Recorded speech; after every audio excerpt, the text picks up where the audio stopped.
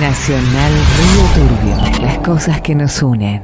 De los comicios, sobre todo de los últimos, ponele 10 o 15 años, en el marco del juego democrático, cosa que antes no se daba, están batiéndose a duelo el proyecto de país y el modelo de colonia.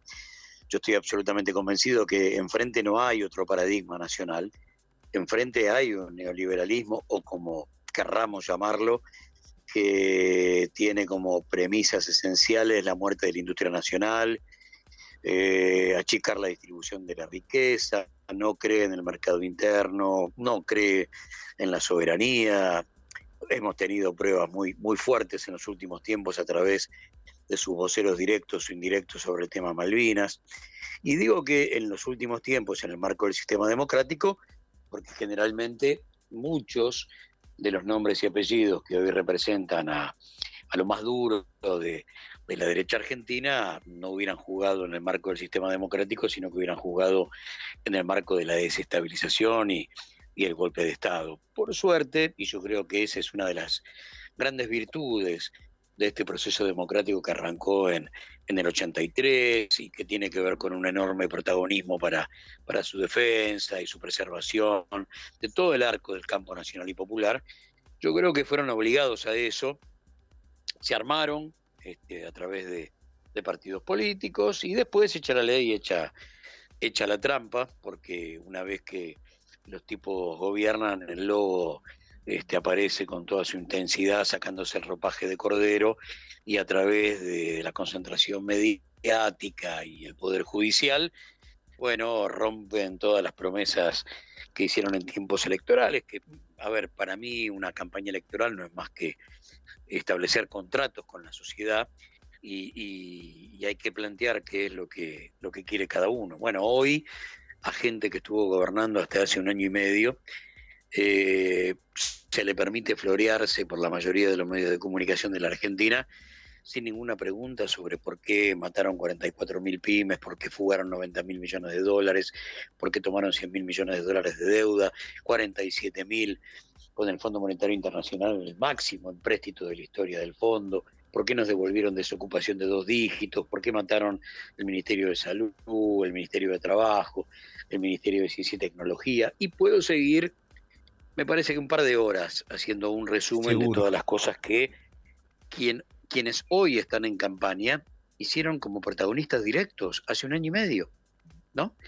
Claro. Entonces hay en juego valores muy fuertes, sobre todo teniendo en cuenta que este gobierno, y te lo digo con lo que significa el hecho de estar, aunque sea en un rinconcito muy chiquito de la función pública, como puede ser Radio Nacional, con relación a otras áreas. Y este es un gobierno que a los 2 meses tuvo la pandemia, y hace un año y medio que viene trabajando sobre la base de la emergencia y con la necesidad de salvar vidas. Por lo tanto, ¿qué es lo que se evalúa de este gobierno en otros aspectos, ¿no? Cuando aún los índices económicos, sobre todo los manufactureros, ya están mejor en pandemia que los últimos que te había dejado 2019 con el macrismo sin pandemia. Bueno, por ahí es una mezcla de sensaciones que entregan estas elecciones, y por ahí tu pregunta era más puntual, pero para lo puntual está en juego el modelo de país que cree en la industria nacional, en el salario fuerte como dinamizador del círculo virtuoso de la economía, en los derechos, y enfrente apertura indiscriminada de importaciones, que fue lo que hicieron apenas llegaron al poder hace un año y medio. Claro, y en los pueblos del país en general, ¿no? Pero nosotros en particular lo sentimos tanto con nuestra empresa nacional del carbón, lo sentimos, bueno, a pleno. Claro. Nos quedamos en un pueblo chico, porque nosotros somos una comunidad pequeña, y nos quedamos con 2.000 puestos de trabajo. Yo siempre destaco, Gustavo, que esos 2.000 puestos de trabajo que se perdieron en 4 años eran trabajadores y trabajadoras que cobraban sueldos importantes, que podían tener su casa, que podían irse de vacaciones, que tenían su autito. Muchos de ellos tenían sus hijos estudiando en otros puntos del país, en universidades. Y todo eso, nosotros lo vimos así, se vino abajo, se derrumbó de golpe. Sí, mirá, el salario fuerte implica, como te decía antes, mayor demanda comercial, la mayor demanda comercial, mayor demanda industrial, y con las dos demandas tengo demanda laboral. Claro. Se moviliza a través del consumo de millones de seres humanos una industria que trabaja en un 70-80% para el mercado interno. Ahí es donde tenemos el corazón de las pymes, que esencialmente son las que dan más del 80% del trabajo genuino en la República Argentina. Por lo tanto, hay que escucharlos a ellos para ver, y escucharte a vos, en este caso, hablando de la economía del pago chico, porque esos 2.000 puestos de trabajo que ya no están, generan todo el círculo, que el círculo virtuoso se confirme como vicioso, y entonces se vendan, qué sé yo, menos kilos de carne, menos pares de zapatos, menos camisas, menos heladeras, menos televisores, y por lo tanto se fabriquen menos camisas, menos televisores, los frigoríficos faenan menos, y así sucesivamente. Es un efecto dominó que tiene que ver con esa fiebre alocada de quitarle derechos al trabajador cuando el trabajador es el máximo responsable de empujar esta cadena. Gustavo, ¿nos escuchás? Ahí lo tenemos, ahí lo tenemos. No, Ahí lo no, tenemos. sí. No, le decía a Gustavo que cuando él marca el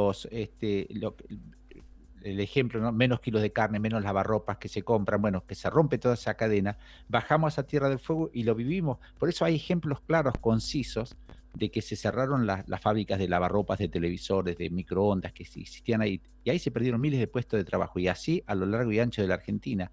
No hace tanto, como decís vos, 1 año y medio, 2 años atrás, y hoy uno los escucha como si nada hubiera pasado. ¿Hola? Sí, sí. Sí. Ah, Bueno, te estaba escuchando en el final de tu alocución. Sí, es cierto. En esto los medios de comunicación, ¿no?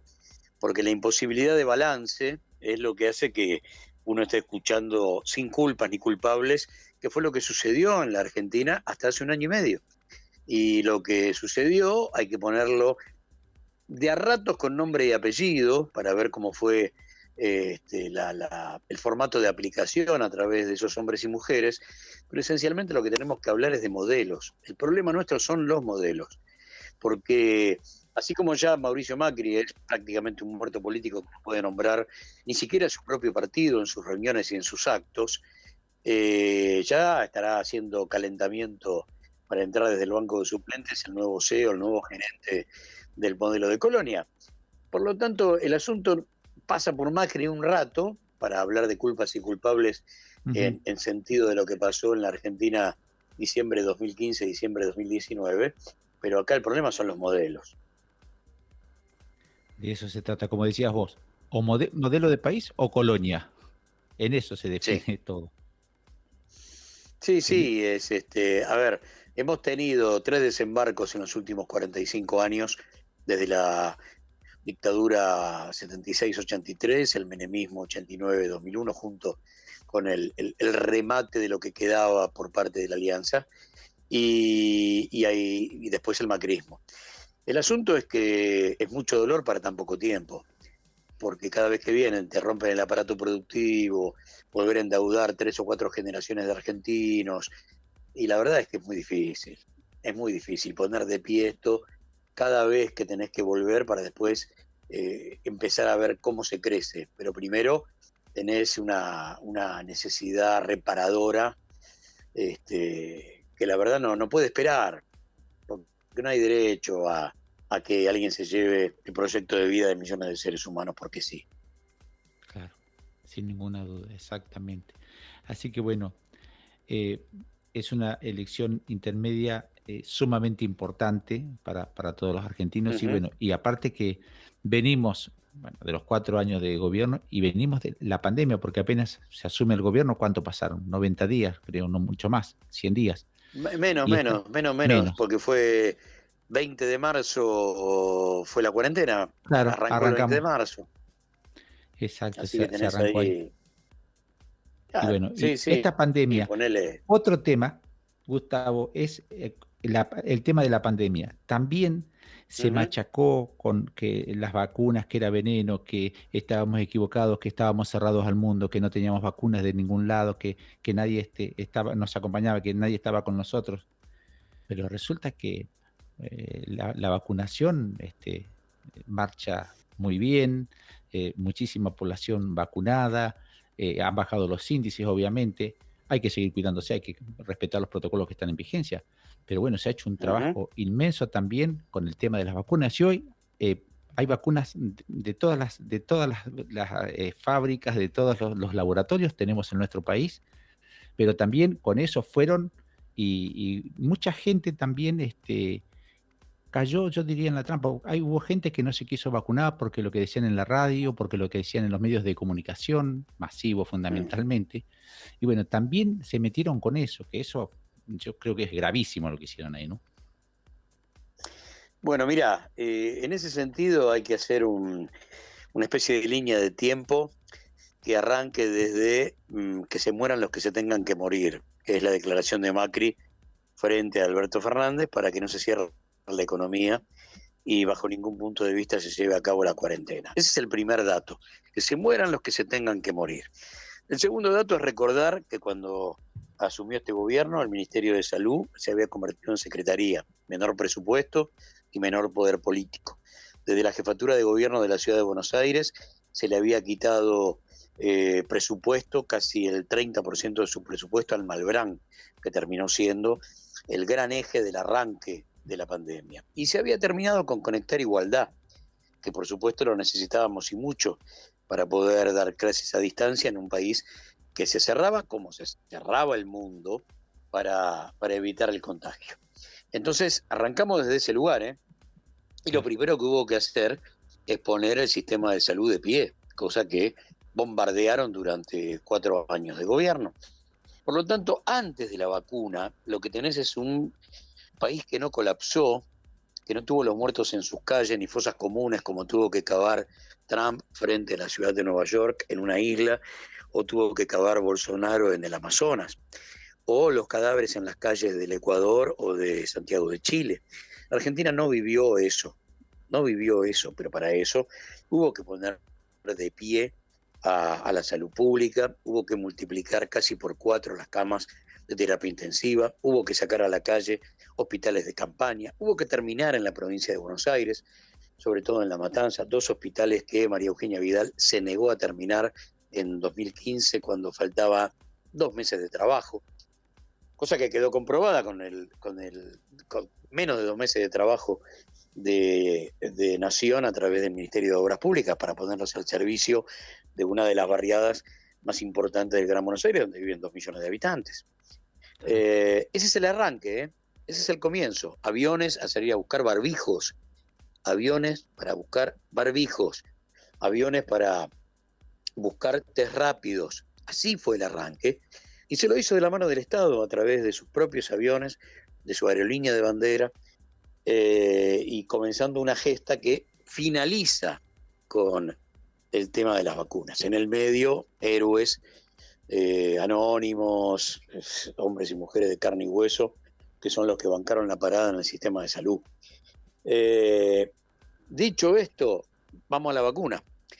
Y hoy nos critican, ¿quién? Los que quemaron barbijos en el Obelisco, los que militaron la anticuarentena, los que militaron la antivacuna, los que presentaron denuncias ante la justicia diciendo que el presidente de la Nación estaba envenenando a la población. Uh-huh. Y son los que, por supuesto, no trajeron una sola vacuna, porque el gran tema aquí, y esto hay que... A ver, el Estado cumplió con su deber, eso es cierto, pero ninguna provincia puso un centavo y está perfecto para vacunar a la población. El Estado se ha hecho cargo de esta historia, por lo tanto, si hay vacunas, es gracias al Estado Nacional. Es real. Bien, yo no digo que los tipos hoy se flagelen ante una campaña electoral y tengan que hacer un monumento a Alberto. No pasa por ahí, pero aunque sea, qué sé yo, bajemos la cuota de cinismo, de hipocresía y tratemos de aunque sea ajustarnos a la objetividad de la verdad. Y este es un Estado que ha sido paterno, que cobijó a los hombres y mujeres, pensaran como pensaran, mientras los medios de comunicación masivos iban generando que una minoría que se convocaba en las calles de la 2000 o de la 3000, por lo menos en el centro de la ciudad de Buenos Aires, para militar la la anticuarentena y después la antivacuna, pusieran en riesgo el sistema de salud de la nación. Y no sucedió porque la verdad se hizo mucho y porque la vacuna llegó a tiempo gracias a las negociaciones del gobierno nacional para que en el momento de crecimiento de la segunda ola se diera un decrecimiento de las cantidades, sobre todo de contagio, o se contuviera el alza de los contagios fruto de la vacunación. Obvio. Y que para un sector, sobre todo los de mayor edad, dejaran de ser la franja de muerte, y la franja de muerte fuera para los sectores que no estaban vacunados, que eran los sectores más jóvenes. Tampoco eso es casual, y es fruto de la vacunación. Cuando se traslada la posibilidad de muerte desde la tercera edad a los sectores más jóvenes, que iban de 15 a 40 años, quiere decir que la vacunación fue tan efectiva para poder evitar un colapso terrible. Bueno, se hizo todo esto, pero en el marco de un país que sale a buscar vacunas y que vos dejaste con una deuda de 90.000 millones de dólares nueva y 45.000 al fondo. También eso, acá hay que hacer un análisis completo de lo que sucedió, porque si no nunca vamos a tener, nunca vamos a ser justos con el balance. Y acá es juntar un país empobrecido por el neoliberalismo que tiene que salir a buscar vacunas, y después ves que los que te empobrecieron se paran en la vereda de enfrente como espectadores de la realidad y te dicen, ¿dónde están las vacunas? Y bueno, es complicado el asunto. Sin ninguna duda. Pero bueno, la idea era compartirlo y recordarlo, porque siempre es bueno recordarlo, hoy a nivel país, pero cada pueblo, cada ciudad, sin ninguna duda, como nosotros lo vivimos aquí en nuestro Pago Chico, como decís vos, bueno, tiene su historia de sufrimiento de lo que sucedió. Queríamos tratar esto contigo, Gustavo, hoy. Queríamos que hagas un análisis como lo acabamos de compartir con nuestra audiencia. Así que agradecerte enormemente el tiempo y bueno, y la próxima semana te estaremos convocando seguramente para tocar otro tema que tenga que ver con nuestra actualidad o también con nuestra historia, que es bueno recordar. A ustedes por el llamado y las oportunidades que todos tenemos de poder expresarnos, siempre es con la idea de ensanchar el debate y no de cerrarlo. Así que, bueno, bienvenido el resto de las opiniones. Pero uno lo que espera es tener, aunque sea una discusión con argumentos. Ya con eso me doy por satisfecho. Si es con argumentos, bueno, está bárbaro. Discutimos. Pero todo lo que hemos dicho tiene que ver con cifras, con situaciones que han pasado, no con situaciones fácticas ni imaginadas. Y bueno, uno interpela a los sectores que hoy no pretenden esa discusión a que la tengan, a que se sumen. Perfecto. Un abrazo grandote, Gustavo. Muchas gracias. Gran abrazo. Chao, chao. Ahí estábamos, señoras y señores, con Gustavo Campana. Él es periodista, escritor, ha sacado muchos libros, es subdirector de nuestra Radio Nacional y bueno, y fundamentalmente es un militante del campo nacional y popular. Y bueno, es bueno recordar todo esto que bueno, nos ha sucedido no hace tanto, hace muy poquito tiempo.